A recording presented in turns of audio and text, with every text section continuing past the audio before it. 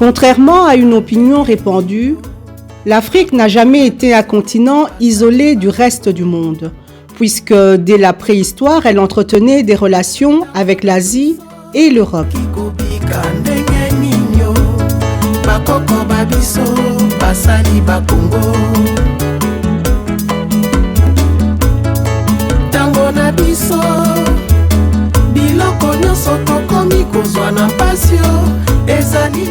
À l'aube du Moyen-Âge, les caravanes arabes parcourent le Sahara, transportant du sel, des armes et des tissus du nord au sud, de l'or, de l'ivoire et des esclaves en retour.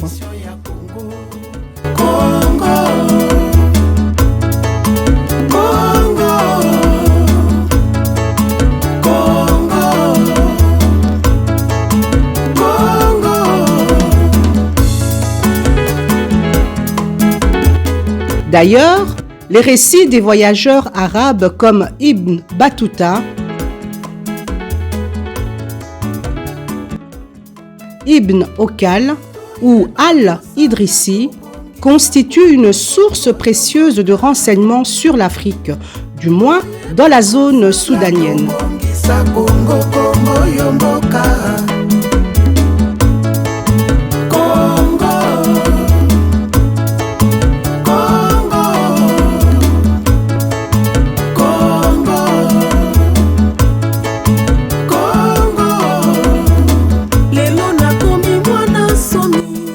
Les Européens, quant à eux, s'implantent dans des comptoirs commerciaux sur la côte occidentale dès le XVe siècle, échangeant des produits exotiques, puis des esclaves contre des marchandises manufacturées.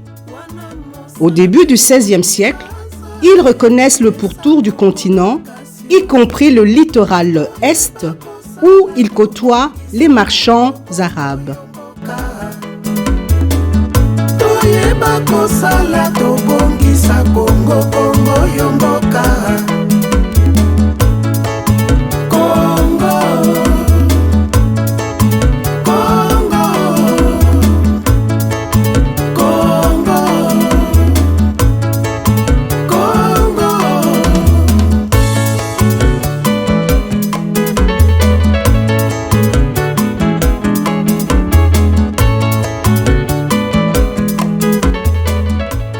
Pour d'aucuns, l'histoire de la République démocratique du Congo commence avec la découverte de l'embouchure du fleuve Congo par l'explorateur portugais Diego Chao.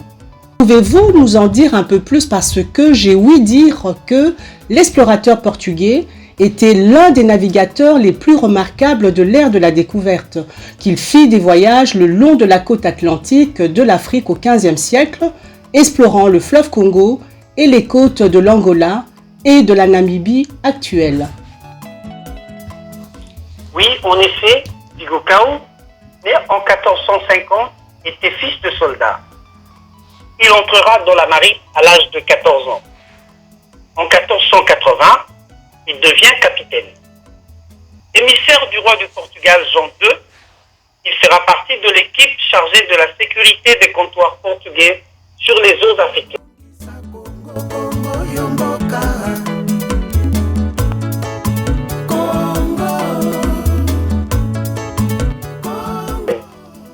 Mais le contexte est autre qu'une simple exploration et la simple découverte du Nouveau Monde. En 1482, lors de la guerre qui opposait les chrétiens aux morts musulmans, le capitaine Diego Chao longea la côte atlantique primordialement à la poursuite de ces musulmans. Et ensuite, en quête du royaume fictif, selon l'imagerie populaire occidentale de l'époque, le royaume du prêtre Jean.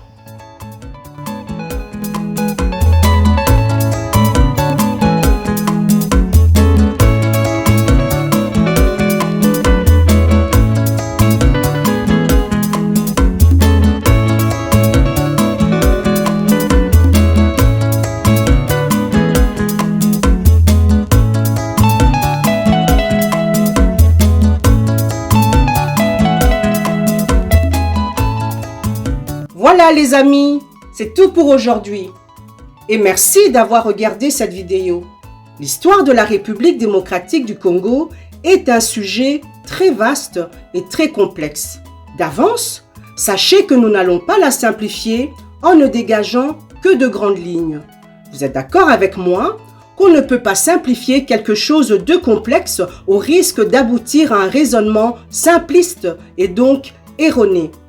C'est pourquoi nous diviserons le dossier pédagogique en plusieurs chapitres pour pouvoir aborder toutes ces périodes allant de la période pré- et postcoloniale, passant donc du temps des empires, des royaumes, à la conférence de Berlin, à l'État indépendant du Congo, jusqu'à aujourd'hui. En remontant ainsi dans le passé, vous comprendrez mieux les enjeux politiques et géopolitiques actuels. Nous voulons vous offrir un accès rapide et facile à une information abondamment illustrée. Il y aura donc des images, des visages pour vous permettre de mieux comprendre ce que nous vous racontons. Parce que nous voulons que ces vidéos soient plus immersives que ceux déjà proposés par d'autres. La prochaine fois, nous essayerons de comprendre le rôle que l'explorateur Diego Cao a joué dans l'histoire précoloniale du Congo.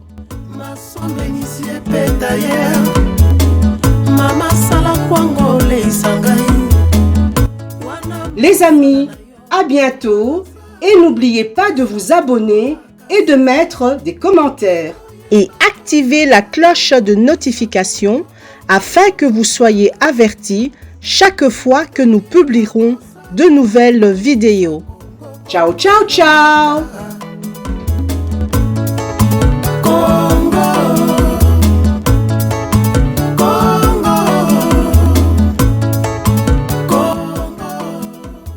Kozala bien, très bien, très bien.